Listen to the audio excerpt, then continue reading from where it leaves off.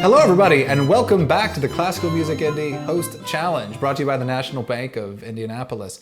I'm your host, Nick Johnson, and every week, a leader in classical music in Indianapolis is sending me a selection, and I'm coming up with a cocktail that you can make at home using a local spirit. I'm very excited about today's guest, Michael Toulouse. You're probably going to recognize his voice. I know the first time I met him, I was actually kind of excited to see what he actually looked like, and that's because he's the host of Classical Music Indy's radio content, which you can hear on 88.7 The Diamond and several other stations throughout Indianapolis. He also has his own podcast called Key Principles, which you can check out on classicalmusicindy.org. So let's see what challenge Michael has for me. Well, Nick, thank you for inviting me to participate in this host challenge. Of course, we're all remote because of the pandemic. And when I think of this pandemic phase of my life, I think what I will go back to is this one object. It is the Nespresso capsule, representing so much coffee that I have consumed. My consumption went through the roof once we started working remotely. So of course, I'm drawn to a piece of music that Bach wrote in the mid-1730s, the Coffee Cantata. It's kind of famous. It's one of his less religious or non-religious cantatas. In this case, we have the confrontation between Schlendrian and his daughter Lieschen.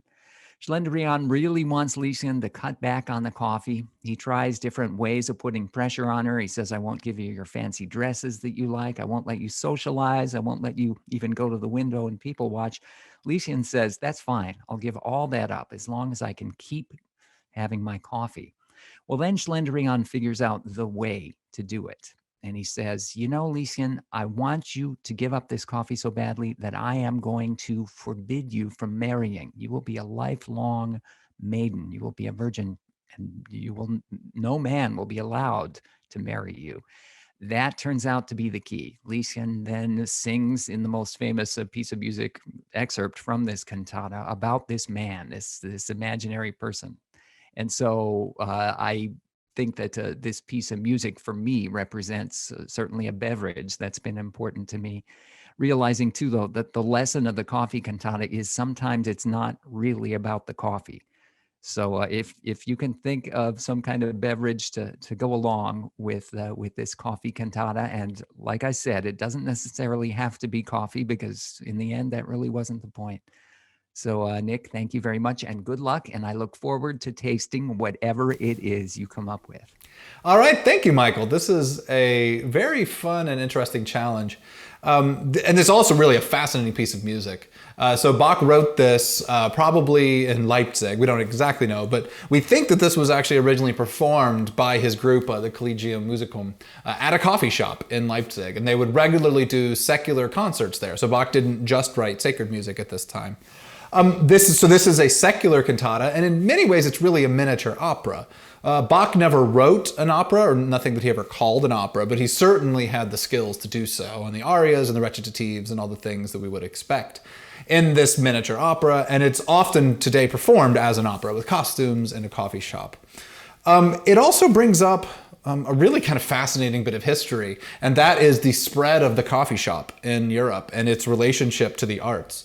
So coffee shops probably started actually in the Ottoman Empire, not in Europe, in the 15th century.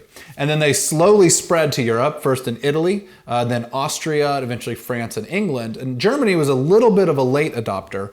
By the late 17th century, actually, via England, northern Germany starts to get their coffee shops. And it causes quite a stir. I mean, to us, it's just sort of a natural part of life. But it was a new thing that people were getting, maybe like today, a little bit addicted to. And they were drinking coffee every day. And it was really only people in the middle class and upper class who had access to it. But people had a fair amount of fear about what this was doing to society, changing a beer society into a coffee society. Maybe because of its Islamic connections, since it had started in the Ottoman Empire, maybe because it came from England. But one of the most common tactics was for doctors to tell women that if they drank coffee every day, they would become infertile. And this was sort of broadcast as a way to try to get women to not drink coffee every day, which as you can tell, was not really successful. But what's interesting then, it makes this piece which is for us in the 21st century as still coffee addicts, kind of fun and lighthearted. There's actually a little bit of politics and some interesting things going on here, because this piece is firmly in favor of coffee, but also in favor of, I'm willing to give this up for love. But there's this line that Bach adds that basically the main woman, Leischen, says that, okay, I will give up coffee to get married as long as he lets me make coffee every day. And so there's something actually a little political about that. If people are saying you can't drink coffee and she's saying, no, I'm going to continue to do so, it actually, maybe it says she's wanting sort of like a more progressive partner, somebody who's sort of more hip and with the times, if you will. But it was, not just a sort of lighthearted, whimsical thing about how great caffeine is, but actually a little bit of a political statement. But anyway, let's get to the cocktail. That's why you all are here. And so we're going to call this the Bach Cantata coffee. I really enjoyed putting this drink together. I was listening to the fourth movement. It's an aria that Leischen sings, Wie schmeckt der Kaffee süß, or how sweet the coffee tastes. It's a beautiful piece of music. It's bright, it's tender, but there's also some bitterness to it, which I think works very well with coffee.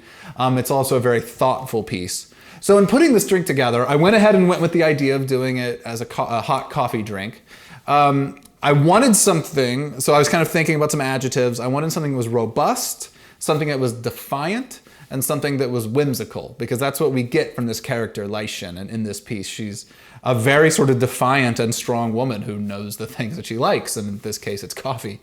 Also, I've had a lot of coffee cocktails that rely a lot on basically sugar and cream, and I love those things. I will always drink, as long as I can at least, sugar and cream style coffee cocktails.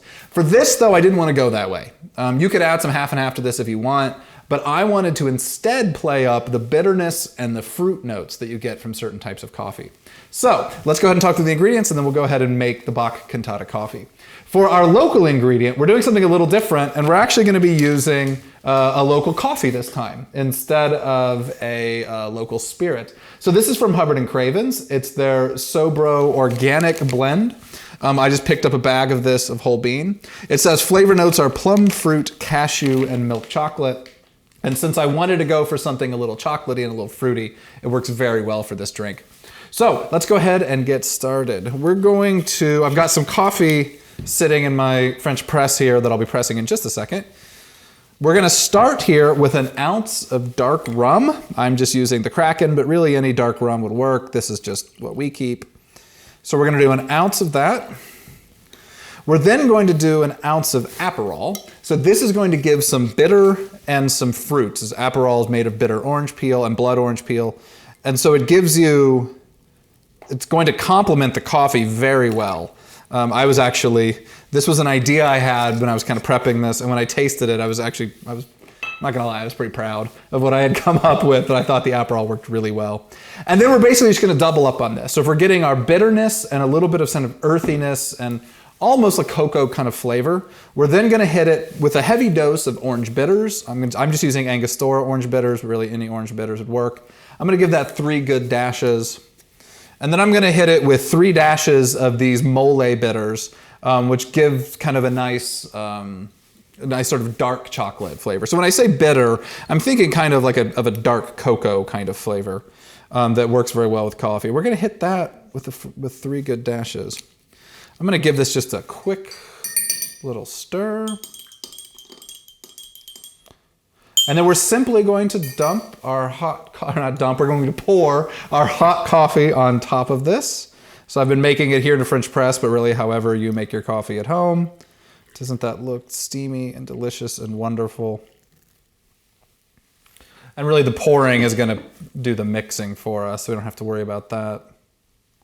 So here is the Bach Cantata coffee.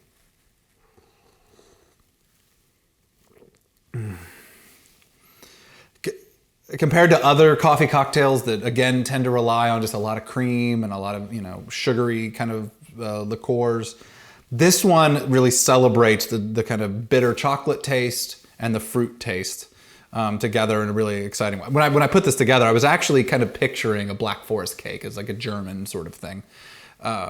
And I think that it pairs really well with Leichen's aria. It's as I was said, I was going for robust, defiant, and whimsical, and I personally get all these flavors off of this coffee. And with the holidays, upon us, maybe our coffee needs just a little bit of booze to survive these weird holidays. And so I hope you're able to enjoy this as you listen to the music. Michael, I hope this gets you the kind of flavor that you were looking for. So Classical Pairings is a listener-supported podcast, video series, and blog. If you like what you hear, please text PAIR, P-A-I-R, to 202-858-1233 to help us keep bringing you the best in classical music, paired with great craft food and beverages. So from Classical Music Indy, cheers.